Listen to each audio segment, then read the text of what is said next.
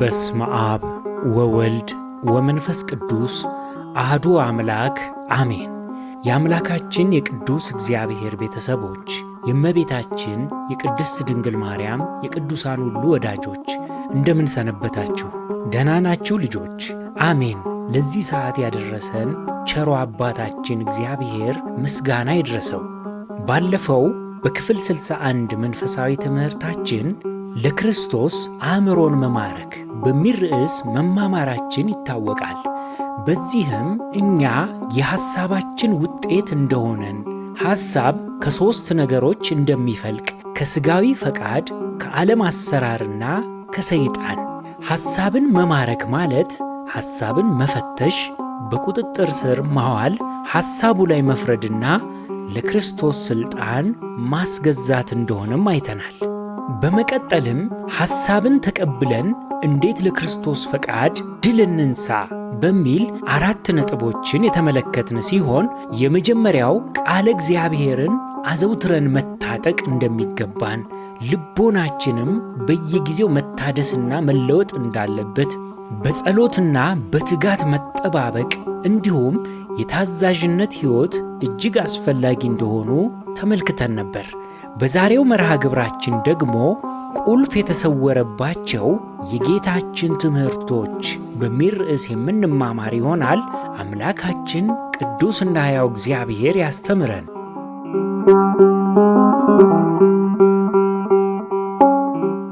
ቁልፍ የተሰወረባቸው የጌታችን ትምህርቶች። ልጆች፣ ቁልፍ ምንድን ነው? የአንድ ነገር መክፈቻ ወይንም መፍቻ መሳሪያ ነው አይደል? ስለ ቁልፍ ለማብራራት አይደለም ፍላጎታችን፣ ቃሉን ትኩረት ትሰጡት ዘንድ እንጂ። በዛሬው ትምህርታችን ጌታችን፣ መድህናችን፣ ሕይወታችን ኢየሱስ ክርስቶስ ትምህርቶቹ ሁሉ የከበሩና ሕያዋን ናቸው። ነገር ግን እኛ ላለንበት በተለይም ከዘመናችን ሁኔታ አንጻር ቀጥተኛ መልእክት ያላቸውን 4 ትምህርቶቹን አንስተን እንመለከታለን። የጌታችንን ትምህርት አስተውሎ ለሚተገብራቸው ወደ ቀና መንገድ የሚመሩ ለሕይወት ትርጉምና ዓላማን የሚያጎናጽፉ ቁልፎች የተሰወሩባቸው ዕንቁዎች ናቸው የጌታ ትምህርቶች። ከጌታችን ቁልፍ ትምህርቶች መካከል የመጀመሪያው አስቀድማችሁ መንግሥቱንና ጽድቁን ፈልጉ የሚለውን እንመለከታለን። በማቴዎስ ወንጌል ምዕራፍ 6 ቁጥር 33 ላይ ጌታችን እንዲህ ብሏል፣ አስቀድማችሁ የእግዚአብሔርን መንግሥት ጽድቁንም ፈልጉ፣ ይህም ሁሉ ይጨመርላችኋል የሚለው ነው። የሕይወት ትርጉም ከዚህ ይጀምራል። ይህ መለኮታዊ ትእዛዝና ሕግ ነው። በተፈጥሮ ዓለም ሁሉ በሕግና በሥርዓት ይመራል። ፀሐይ በተሰጣት ሕግ መሠረት ትወጣና ትገባለች። ጨረቃና ከዋክብት ፕላኔቶችም እንዲሁ። ያንተም ሕይወት ከሥርዓት ሲወጣ የፈለግከውን ያክል የኑሮ ስኬት መሰላል ላይ ብትወጣ፣ ከሌሎች ባልንጀሮችህ በብዙ ርቀት ቀድመህ ብትጓዝም አንዳች የጎደለህ ነገር እንዳለ ግን ይሰማሃል። የጉድለትህ ምክንያት እግዚአብሔርን አለማስቀደምህ ነው። የእግዚአብሔርን መንግሥትና ጽድቅ አስቀድሞ መፈለግ ማለት በዘልማድ መጸለይ፣ መጾም፣ በዓላትን ማክበር፣ ገዳማትን መሳለምም አይደለም። ነገር ግን በየዕለቱ በሚገጥሙህ ውሳኔዎች ሁሉ የእግዚአብሔርን ፈቃድ ማስቀደም ማለት ነው። ማልደህ ከእንቅልፍ ስትነቃ ከሰው ፊት ከእግዚአብሔር ጋር አስቀድሜ ልነጋገር ትላለህ። የዓለምን ወሬ ከማሳደድህ በፊት ቃለ እግዚአብሔርን መራብ፣ መጠማት፣ መፈለግ ማለት ነው። በዚህ ጊዜ አንተ እግዚአብሔርን ስትፈልግ በረከት አንተን ትፈልግሃለች። የሚያሳዝነውና የዘመናችን ውድቀት የተገላቢጦሽ መሆኑ ነው። አስቀድሜ ጉዳይን ልፈጽምና ወደ እግዚአብሔር፣ ወደ ንስሐ፣ ወደ ቅዱስ ቁርባን ቆይቼ እመለሳለሁ እንላለን። የምናስቀድመው ትምህርትን፣ ሥራን፣ ትዳርን የመሳሰሉትን የዚህ ዓለም ነገሮችን ነው። ይባስ ብሎም መንፈሳዊ አገልግሎትን እንኳን እንደ ሥራ ቆጥረን አስቀድመን የሁሉ ቁልፍ የሆነውን የሚገለገለውን ጌታ ቸል ስንልም ይታያል።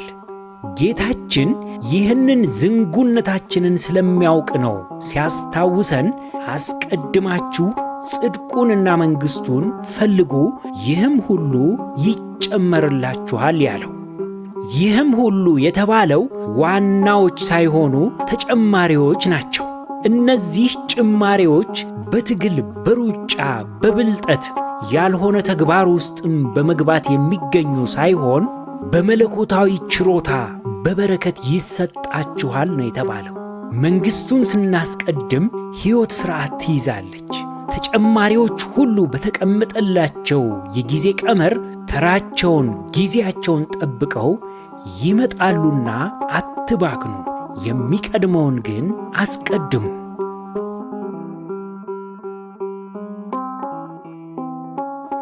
ሁለተኛው ቁልፍ የተሰወረበት የጌታችን ትምህርት እግዚአብሔር አምላክህንና ባልንጀራህን ውደድ የሚል ነው። የማቴዎስ ወንጌል ምዕራፍ 22 ቁጥር 37 እስከ 39 አንድ የሕግ አዋቂ ቀርቦ ጌታችንን ከሕግ ማንኛይቱ ትበልጣለች ባለው ጊዜ ኢየሱስም እንዲህ አለው፣ ጌታ አምላክህን በፍጹም ልብህ፣ በፍጹም ነፍስህ፣ በፍጹም ሐሳብህም ውደድ። ታላቂቱና ፊተኛይቱ ትእዛዝ ይህቺ ናት። ሁለተኛይቱም ይህቺን ትመስላለች፣ እርሷም ባልንጀራህን እንደ ነፍስ ውደድ የምትለዋ ናት ብሏል። የሕግ አዋቂው ለዘመናት ተምሮ አዋቂነቱን ያስመሰከረበትን ውስብስብ ሕግጋት ጌታችን ጨምቆ ለሁላችን አደረገው። ሕግጋቱ ስለማያስፈልጉ አይደለም፣ ፍቅር ግን የሕግ ሁሉ ፍጻሜ በመሆኑ ነው። እግዚአብሔርን እወዳለሁ እያልክ ባልንጀራህን ከጠላህ ሐሰተኛ ነህ። እምነትም ያለ ፍቅር ባዶ ነው። እውነተኛ የክርስቶስ ተከታይነታችን የሚታወቀው በመንፈሳዊ ዕውቀታችን አይደለም፣ ባለንም ማዕረግና ልምድም አይደለም፣ በሕይወታችን በሚገለጠው የፍቅር ልክ እንጂ። ሰዎች ወደ አንተ ሲመጡ ምን ይሰማቸዋል?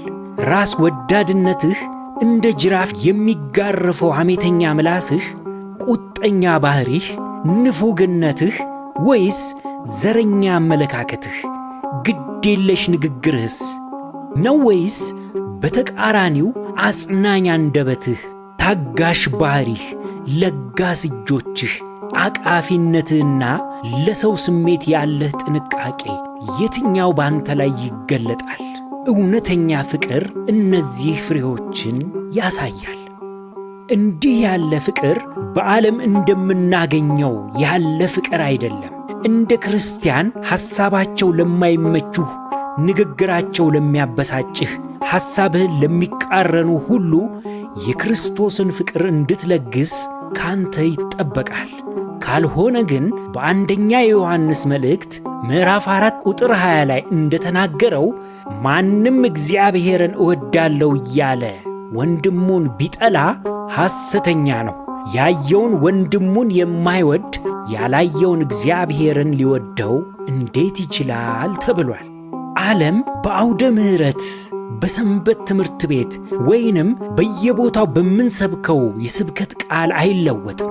ይልቁንስ በቤታችን፣ በጎረቤት፣ በትምህርት ቤት፣ በትራንስፖርትና በመንገድ ላይ፣ በመስሪያ ቤት ሁሉ ሳይቀር በምንገልጠው በእኛ ላይ በሚታየው ታናናሽም ቢሆኑ የፍቅር ተግባሮች ዓለም ይለወጣል። ከንግግርህ በላይ ተግባርህ ጮሆ ክርስቲያንነትህን ይስበክ። ሦስተኛው የጌታችን ቁልፍ የሆነው ትምህርት 70 ጊዜ 7 ይቅር በል የሚለው ነው። ለመጠየቅ ደፋርና ጉጉ የሆነው ሐዋርያ ቅዱስ ጴጥሮስ እኛም ዛሬም ድረስ የምንጠይቀውን ጥያቄ ጌታችንን ጠየቀ እንዲህ ሲል በማቴዎስ ወንጌል ምዕራፍ 18 ቁጥር 21 እስከ 22። በዚያን ጊዜ ጴጥሮስ ወደ እርሱ ቀርቦ ጌታ ሆይ ወንድሜ ቢበድለኝ ስንት ጊዜ ልተውለት? እስከ 7 ጊዜ ነውን? አለው። ኢየሱስም እንዲህ አለው፣ እስከ 70 ጊዜ 7 እንጂ እስከ 7 ጊዜ አልልህም አለ። ቅዱስ ጴጥሮስ በቤቱ ብዙ ጊዜ ይቅር ማለቱ ነው 7 ጊዜ ይቅር ልበለው ያለው። የጌታችን መልስ ግን ይቅርታ የቁጥር ጉዳይ ሳይሆን ሊኖረን የሚገባ የማይለካ የማይወሰንና ገደብ የሌለው በየዕለቱ ገንዘባችን ሊሆን የሚገባ ጠባይ እንደሆነ ተናገረው። ይቅር ባይነት። ይቅር አለማለትህ ትላንት ላይ ይቆልፋል። ይቅርታ ነገህን ይከፍታል። ብዙ ሰዎች በቂም በቀል ትላንትና ላይ ተቸንክረው ዛሬን ይሰቃያሉ። ይቅር ማለት የበደሉን ትክክል ናቸው ማለት አይደለም። ይቅርታ የትናንትን ታሪክ ይቀይራል ማለትም አይደለም። ይቅርታ ማለት የእነርሱ ክፉ ሐሳብ ነገህን እንዳይመራ መከልከል፣ እምቢ ማለት ነው። በልብህ የትላንትን የምሬት ሰንሰለት እየጎተትክ መጓዝ ባሰብከው ፍጥነት እንዳትጓዝ እየጎተተና እየጠለፈህ እየጣለህ ትቸገራለህ። ሁልጊዜ ይቅር የማይል ሰው የሚያድግ የካንሰር ሽል ተሸክሞ የሚዞር ሰውን ይመስላል። ከውስጥ በልቶ በልቶ የሚጨርስህን ሞት እሽሩሩ እንደማለት። ይልቁንስ በይቅርታ ቢላዋ ከውስጥ ቆርጠ ካላወጣው በቀር በራሱ ጊዜ የካንሰር ሽል ሟሾ ሊጠፋ አይችልም፣ አንተን ግን ያጠፋል። ጌታችን በይቅርታ ላይ አጽንቶ ደጋግሞ በምሳሌ ተናግሯል። ይቅርታ ስለ ሌሎች አይደለም፣ ስለ ራስህ ስሜት ነፃነት፣ ስለ ነገህ፣ ስለ ዘላለማዊ ሕይወትህ ሁሉ ነው። አንተ በደለኛ ሆነ ሳለህ ክርስቶስ በደሙ ይቅር ካለህ አንተ በወንድምህ ላይ ልብህን የምታጸናው ማነህ? አስተዋይና ጠቢብ ከሆንክ በልብህ ያለውን ቂም አውጥተህ በክርስቶስ እግር ስር ጣለው። ምክንያቱም ይቅር ስትል ከትላንትናህ ነገህ የተሻለ መሆኑን እያሳየህ ነው። ፈውስህ ከጉዳትህ ከበደልህ የነገ ዕጣ ፈንታህን ታላቅነት በተግባር እየመሰከርክም ነው። ይቅርታ ነፃ የሚያወጣው አንተን እንጂ የበደሉህን አይደለምና ይቅር በል። ሌላው የጌታችን የሕይወት ቁልፍ ከተሰወረባቸው ትምህርቶች መካከል በትሕትና ሆነህ ሌሎችን አገልግል የሚል ነው። ጌታችን ሐዋርያቱ ስለ ሹመትና ሥልጣንን ለማግኘት እርስ በእርሳቸው ሲቆጡ ሳለ እንዲህ አላቸው። የማርቆስ ወንጌል ምዕራፍ 10 ቁጥር 42 እስከ 45። ኢየሱስም ወደ እርሱ ጠርቶ እንዲህ አላቸው፣ የአሕዛብ አለቆች ተብሎ የምታስቡት እንዲገዟቸው ታላላቆቻቸውም በላያቸው እንዲሰለጥኑ ታውቃላችሁ። በእናንተስ እንዲህ አይደለም። ነገር ግን ማንም ከእናንተ ታላቅ ሊሆን የሚወድ የእናንተ አገልጋይ ይሁን። ከእናንተ ማንም ፊተኛ ሊሆን የሚወድ የሁሉ ባሪያ ይሁን። እንዲሁ የሰው ልጅም ሊያገለግልና ነፍሱን ለብዙዎች ቤዛ ሊሰጥ እንጂ እንዲያገለግሉት አልመጣም ይላል መልካምና ትሑቱ ጌታችን። የነገሥታት ንጉሥ፣ የጌቶች ሁሉ ጌታ፣ የሰማይና የምድር ፈጣሪ በሥጋ የተገለጠው ሊከበር ክብርን ፈልጎ ሳይሆን ለማገልገል ነው። በዓለም ሁሉ ሊፈርድ በዘላለማዊ የፍርድ ዙፋን ላይ የሚነግሠው ኃያል ጌታ ወገቡን ታጥቆ የምስኪናን አቧራ የቃመ እግራቸውን ሰማያትን ባበጃጁ እጆቹ ካጠበ ታላቅነት የሚባለውን ነገር ከእኛ መረዳት በተቃራኒ መሆኑን ደግመን ልንተረጉመው ይገባል። ታላቅነት ምንድን ነው? ታላቅ አጣቢው ወይስ ታጣቢው ነው? ጌታችን የሐዋርያቱን እግር አጠበ? ታላቁ ማን ነው? እኛ በየዕለት ተዕለት ኑሯችን ማጠብ ወይስ እንዲያጥቡን ነው የምንፈልገው? ማገልገል ወይስ መገልገልን? የዘመናችን ችግርም ቁልፉ እዚህ ላይ ነው፣ በትህትና ማገልገል።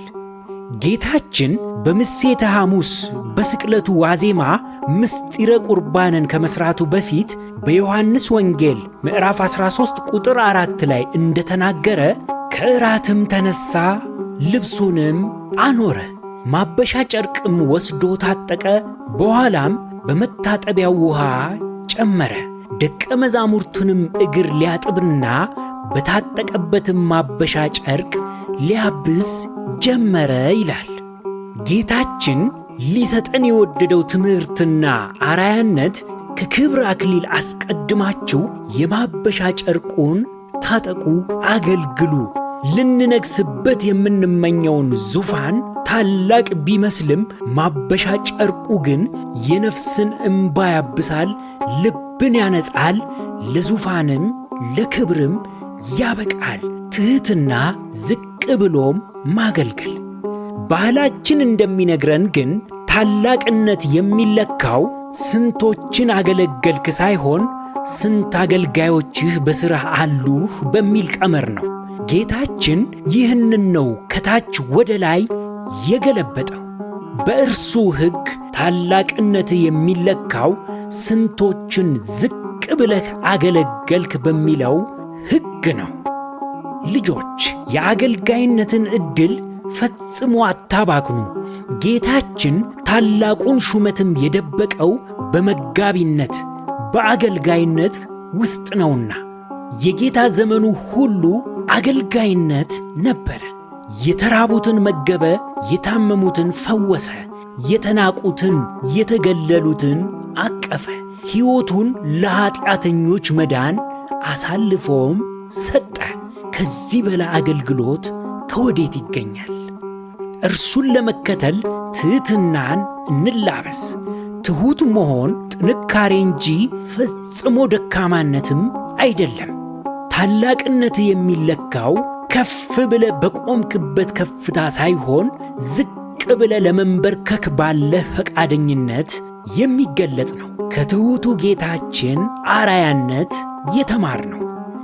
ልጆች፣ የዚህን ትምህርት ቀጣይ ክፍል እንደ እግዚአብሔር ፈቃድ በተከታታይ ሳምንታት የምናቀርብላችሁ ይሆናል። ማጠቃለያ፣ በዛሬው ትምህርታችን ቁልፍ የተሰወረባቸው የጌታችን ትምህርቶች በሚል ርዕስ ተማምረናል። በዚህም ለምድራዊም ሆነ ለሰማያዊ ቀጣይ ሕይወታችን ወሳኝና ቁልፍ የሆኑ 4 ትምህርቶችን ያነሳን ሲሆን እነርሱም አስቀድሞ መንግሥቱንና ጽድቁን መፈለግ፣ እግዚአብሔርንና ባልንጀራን መውደድ፣ ይቅር ባይነትንና በትሕትና ሆኖ ማገልገል የሚሉ ነጥቦችን ተመልክተናል።